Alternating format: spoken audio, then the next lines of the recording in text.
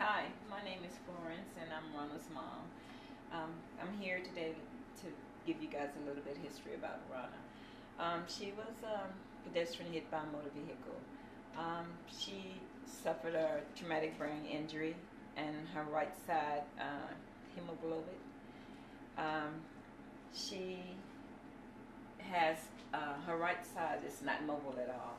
Her left side she can move some, so she's having therapy. This is a picture of Rana before. How old is she here on this picture? Rana was, I think Rana was 30, maybe. No, I'm not 30. She was in her 20s. I'm sorry. She was maybe about 28, 27, 28 there, I think.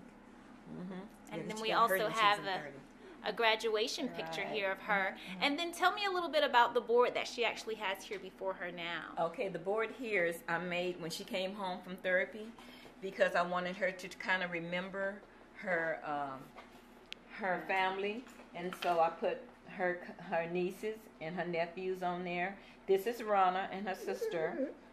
This is Rana and her nephew, which is her sister's, not this sister. This is her twin. This is Rana's twin, Ronette. This is Rana's twin. And so she's a twin. So can you tell us a little bit about Rana's personality before the accident? Rana was very conservative. Very. Her twin and hers is quite different, you know. So Rana was, Ronette is Rana and Ronette. Ronette is more outgoing, and Rana is kind of conservative. She was always that way, you know. Rana got hurt on a Friday. We didn't find Rana till that Monday. Because Rana didn't have any ID on her, she went over to the store across from her complex, but she never made it back. She got hit coming back. And by her not having her ID and stuff on, they didn't know who she was. Okay, got it? And so we're just trying to see how their lives are kind of going about on an everyday basis. For those that don't know, when you're doing transfers with the patient that is partial paralyzed, it's very, very strenuous. It's very, very hard on the person that's actually moving the patient. Rana does have some movement on her left side that she can actually kind of help with some of the transfers. And now we're moving her into her other wheelchair. What is this wheelchair called? This is like a transport chair. Okay. This is her daily wheelchair. The daily wheelchair. Yeah, that she says. And she had, this is a manual one. Okay. And she had a motorized one, but it don't work. Don't work. It's in right there. Ready? Okay. 1, 2, 3. Push. Push. So they're helping each other here.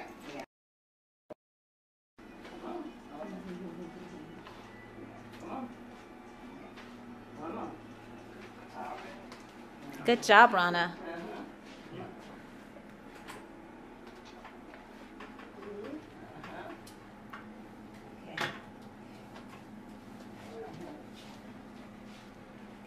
You did it. Mama, no. Mama.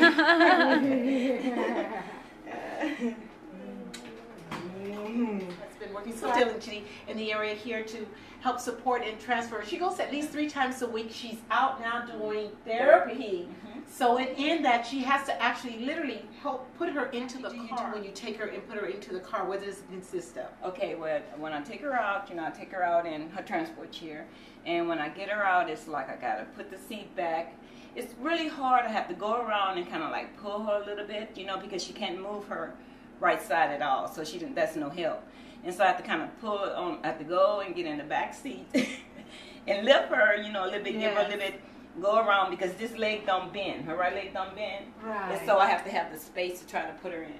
Okay. So it's like pulling her. I have to go around in the back seat, pull her a little bit, then come around, put her leg now in. She is back to doing areas of recovery, and through great help and those that were just nourished with lots of love. If you like to, you can email in, and so she can even be able to communicate in areas with you. We do now know, I believe she does now have keyboard, that communication board, right? A communication board. A communication board. When Rana was in speech, her speech teacher said Rana had so much to say, and I should tell you this too. When Rana was hit by the car and she hit the pavement, she bit the tip of her tongue, so she don't have the tip of her tongue, and she had a trach, so it's hard for her to communicate, her words and things. So her speech teacher said, she fought for Rhonda to get this board because she said Rhonda had so much to say and couldn't say. Yeah, this was my first board. And I used to take it with me when we would go places, like for her speech and stuff. And she would whatever she had to say, she would spell it. Alphabet. Okay.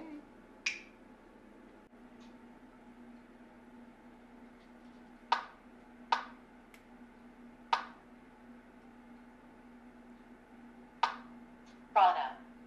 Good. So Rhonda says she is feeling good and she's looking great. Rhonda. Can we get a thumbs up for that, Rhonda? Thumbs up.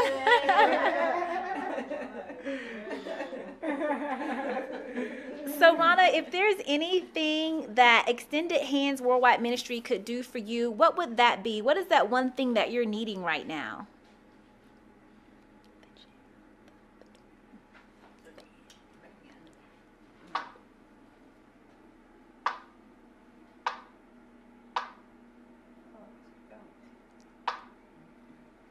Help.